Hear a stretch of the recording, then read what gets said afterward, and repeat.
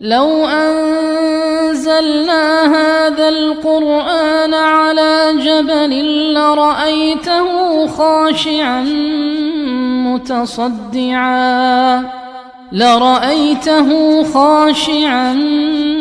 متصدعا من خشية الله. الحمد لله الذي أنزل الفرقان تبيانا لكل شيء وأرسل محمدا صلى الله عليه وآله وسلم مبشرا ونذيرا. وصل على محمد وعلى آله وأصحابه أجمعين.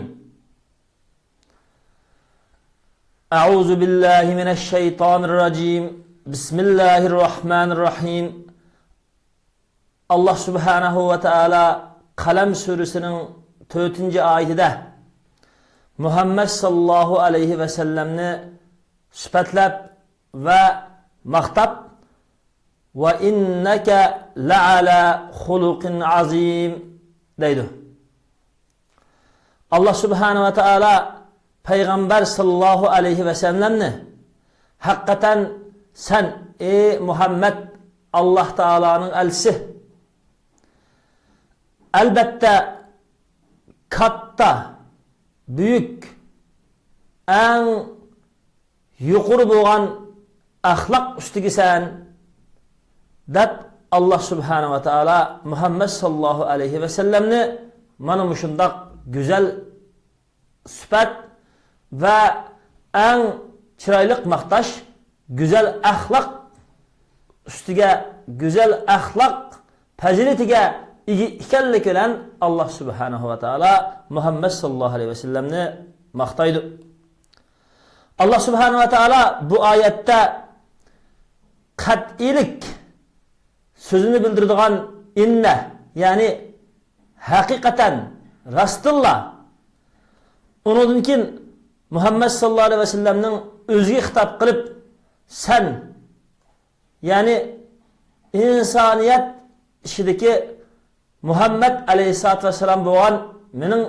seni tallap peygamber kılgan elçem dep alahide kap bilen, hitap bilen ta'kidlaydı. Onunkin elbette kat'i dep ta'kid lam bilen ta'kidlab onunkin ala hulukin ahlak üstüge, ahlakka huylangan degan ma'noni bildiradigan ala bilan keltirib, onunkin azimdan iborat büyük, katta, en yuqori degan mana shundaq sifatlar bilan Muhammed sallallahu aleyhi ve sellemni Allah Subhanahu ve Teala aqmaqı küşendirib güzel ahlakka ekanligini alahida Muhammed sallallahu aleyhi ve sellemge özü bevosita ayet tushirib Kalem Suresi'de maqtaydı. Bir adamninki, her kandak bir insanninki ahlaklık bulup güzel ahlakka igi buluşu üçün o insanın özüdeki nurgun naçar sıfat ve naçar ahlaklarını tüzeş üçün öz nefsige karşılık kılgını da yana güzel ahlaklarını varlık keltiriş üçün nurgun yaxşı işlağa könüşke ve yaxşı işlarını kılışka tirişçallık kılgını da. Mesela daim sevgi buluşka tirişçallık kılgını da, daim her kandak bir tabiiti kızgın çağdı mı, tabiiti naçar çağdı mı, temkin buluşka özünü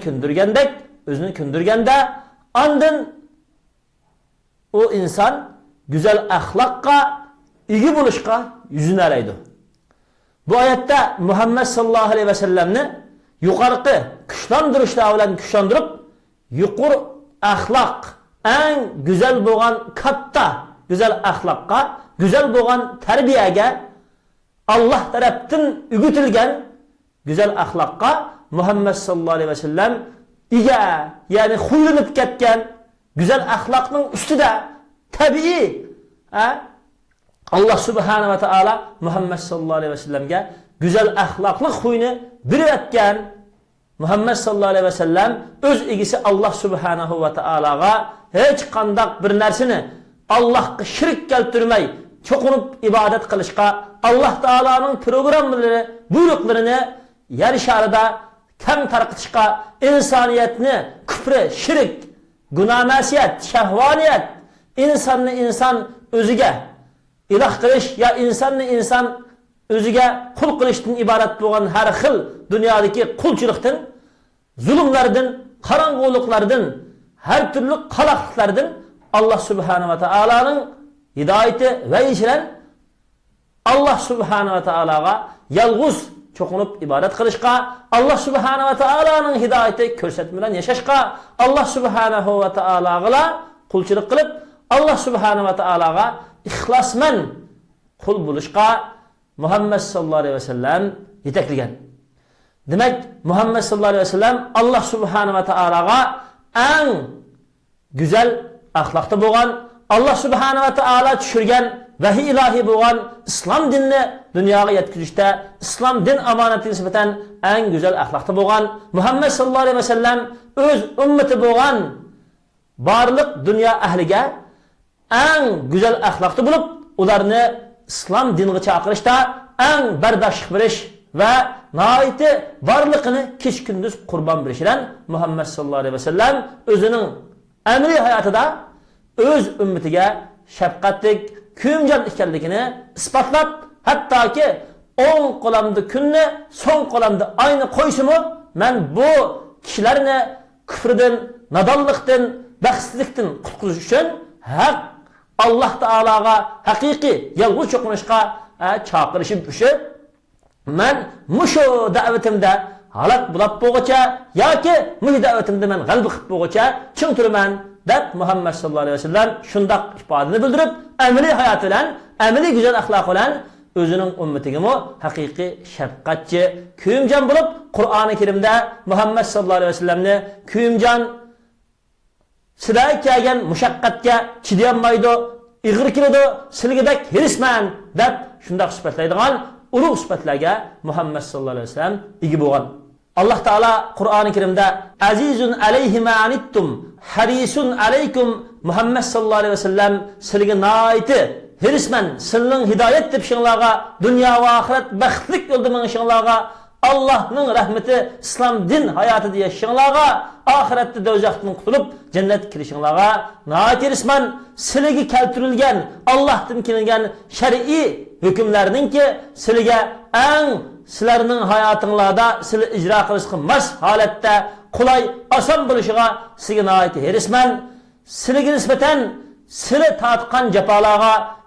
Muhammed sallallahu aleyhi ve sellem çidiyalmaydı sizin cepha tartışınla Muhammed sallallahu aleyhi ve sellem'e iğir kiladigan şundak sizin herismen deb Allah subhanahu ve taala Kur'an-ı Kerim'de sübetligендek Muhammed sallallahu aleyhi ve sellem öz ümmetige bulup mu Müslüman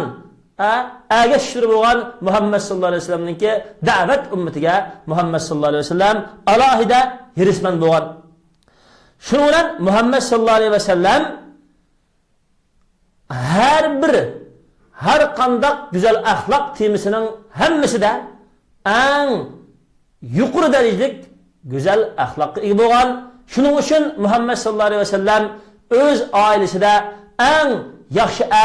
cemiyet nispeten en yaxşı komandan özününki etrafındaki barlık Müslüman ergeçliklerine nispeten en ularını toğul ve itekligiçi Allah Teala düşürgen vahiyini kiçikkini mu kemitmey toluk yetkizgiçi Allah Teala'nınki elsi boğan hem her kandak bir ceng meydanlarında ve her kandak bir köleş meydanlarında en aldıki korkmaz hatta ki sahabeler Muhammed sallallahu aleyhi ve sellem bilen kodlanılgan en ilgar komandan en ilgar en aldı septiki cüretlik yetekçi rehber boğan Muhammed sallallahu aleyhi ve sellem mana şundak her kandak bir cemiyette her kandak bir meydanda Müslüman ümmetiga en güzel ahlak olan ularga yetekçi ve ularga hakiki ige ve ularga hakiki güzel ahlak olan muamele kılgıcı hakiki insaniyet şahslarınınki insaniyetinin atısı boğan. Shuning uchun Alloh subhanahu va taolo Muhammad sallallohu alayhi vasallamni eng go'zal axloq egisi, katta, yuqori go'zal axloq egisi, yuqori go'zal axloqqa xulinib ketgan deb sifatlagan. Shuning uchun Muhammad sallallohu alayhi vasallam boshqa insonlarga o'xshash go'zal axloqqa uzun muddat tirishib, ega bo'lish uchun qurbonlik berib ega bo'lgan emas, tabiiy xarakter bilan Alloh subhanahu va taolo Muhammad sallallohu alayhi vasallamga go'zal axloq bilan yashashni, go'zal axloq bilan yetakchilik qilishni, go'zal axloq bilan islom dinini dunyoga tarqatishni, go'zal axloq bilan jamiyatga yetakchilik qilishni va payg'ambarlikni yetkazishni Alloh subhanahu va taolo Muhammad sallallohu alayhi vasallamning xarakteriga tabiiy qo'yayotgan. Muhammad sallallohu alayhi vasallamni Alloh subhanahu va taolo katta axloqlik egisi deb azim bilan sifatlagan. Masalan, bir o'smir yoki bir kichik boladan birisi mening qishimda cho'ng mablag' va mening qishimda cho'ng pul va deb qolsa, qancha bo'lsin, uning qishidagi pul 100 koy, 500 koygacha yoki 100 lira, 500 liragacha yoki undan ko'proq cho'ng mablag' va deb qolsa, ma'lum darajada ota-onasidan qolgan bitki meros qolgan bo'lishi mumkin deb o'ylaymiz. Ammo bir cho'ng boydan birisi, davlatlik, xalqaro boydan birisi mening qishimda cho'ng mablag' bor desa, buning qishidagi mablag' necha milliard, necha trillion iqtisodiy baykan emasa deb shundoq o'ylaymiz. Bu oddiy bir masal. Alloh subhanahu va taolo osmon va zaminning egasi bo'lgan bizning yaratuvchimiz Alloh subhanahu va taolo Muhammad sallallohu alayhi vasallamni katta axloq egasi deb sifatlaganligining o'zi Muhammad sallallohu alayhi vasallam insoniyat ishidan eng go'zal bo'lgan yuqori axloqqa ega ekanligini, Muhammad sallallohu alayhi vasallamning axloqining yuqori ekanligini har qanday bir inson Muhammad sallallohu alayhi vasallamningki Qur'on hadisga kelgan barliq ta'rifoti, Muhammad sallallohu alayhi vasallamningki 23 yil jarayonida ummat va dunyo insonlarga qilgan barliq go'zal muomalalari, ularni kufr zulmatidan iymon nuriga chiqarish uchun qilgan barliq tirishchanliklari va ularga har qanday qiyinchilik va kamchilikda qilgan go'zal muomalalari, hattoki do'stlari va dushmanlariga eng qilgan go'zal muomalalarining hammasi Muhammad sallallohu alayhi vasallamningki eng go'zal axloqqa ega ekanligini uqtirdi. Shuning uchun musulmon qarindoshlarimiz, biz har qanday bir inson va bo'libmi har qanday bir musulmon Muhammad sallallohu alayhi vasallamningki go'zal axloqini o'rganishga, o'zlashtirishga, haqiqiy amlashtirishga tirishsak, eng biz agishga tegishlik Allohni rozi qildigan yaxshi amalni qilgan bo'lamiz. Payg'ambar sallallohu alayhi vasallam eng katta go'zal axloqlik bo'lganligidan Alloh subhanahu va taolo Muhammad sallallohu alayhi vasallamni katta go'zal axloq egasi deb maqtadi. Amaliyotda Muhammad sallallohu alayhi vasallam insonlar ichidan yuqori darajalik notiq edi. Birinchi shaklda so'zlaydigan notiq xotib edi. Muhammad sallallohu alayhi vasallam birinchi darajalik qo'mondon edi. Muhammad sallallohu alayhi vasallam birinchi darajalik siyosiy edi. Muhammad sallallohu alayhi vasallam eng oldin qatordagi olim edi. Muhammad sallallohu alayhi vasallam eng birinchi darajalik qozi, sotchi ham mufti, mujtahid edi. Muhammad sallallohu alayhi vasallam yuqori darajalik so'zlaydigan fasohatlik, balog'atlik, javomi'il kalim bo'lgan so'zlarning eng yig'indisi so'zlaydigan yuqori darajalik so'zman edi. Muhammad sallallohu alayhi vasallam insoniyat ichidagi birinchi darajalik askariy qo'mondon, birinchi darajalik harbiy yetakchi va shundaqla insoniyat ichidagi jamiyat islohotchisining eng qo'mondoni, yetakchisi edi. Ham eng yuqori darajalik rahbar edi. Shundaq turib Muhammad sallallohu alayhi vasallamni Alloh subhanahu va taolo yuqorqi sifatlar bilan sifatlamay yoki yuqorqi sifatlardan biror sifatlar bilan sifatlamay, katta axloqlik egisi, yuqori bo'lgan axloq tarbiyani Alloh taolo Muhammad sallallohu alayhi vasallamga o'rgatgan. Alloh Muhammad sallallohu alayhi vasallamdan rozi bo'lgan eng yuqori darajalik axloq egisi Muhammad sallallohu alayhi vasallam deb Muhammad sallallohu alayhi vasallamni go'zal axloq egisi ekanligi bilan sifatlashidagi asosiy omil yuqori güzel ahlak bo'lgan bir insonda andın haqiqiy iymonning yo'ruq nuri javlan qiladi. Shuning uchun Muhammad sallallohu alayhi va sallam o'zidagi Allah tushirgan iymonni va islom nurini güzel ahlak bilan dunyoga, jamiyatga, butkul ummatiga yo'ritgan. Shuna Allah subhanahu va taolo Muhammad sallallohu alayhi va sallamni güzel ahlak degan sifat bilan güzel ahlakka ega deb maqtagan. Yuqorqi har xil sifatlardan hech bir qaysilan maqtamagan. U sifatlar shuncha güzel, shuncha namunliq, shuncha yaramliq, ulug' sifatlar bo'lsa-mu.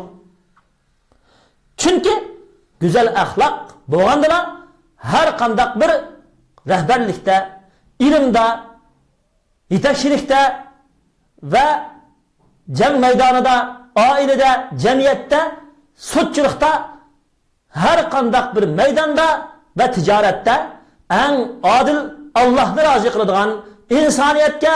haqiqiy to'g'ri muomala qiladigan, Allohning programmasi bilan insoniyatga to'g'ri haqni ijro qiladigan eng yaramli odil kishi bo'la oladi. Shuna Alloh subhanahu va taolo Muhammad sallallohu alayhi va sallamni har qanday bir ishda, hayotdagi har qanday bir hamma muomalada eng yuqori pallada bo'lg'achqa katta go'zal axloq egasi deb sifatlagan.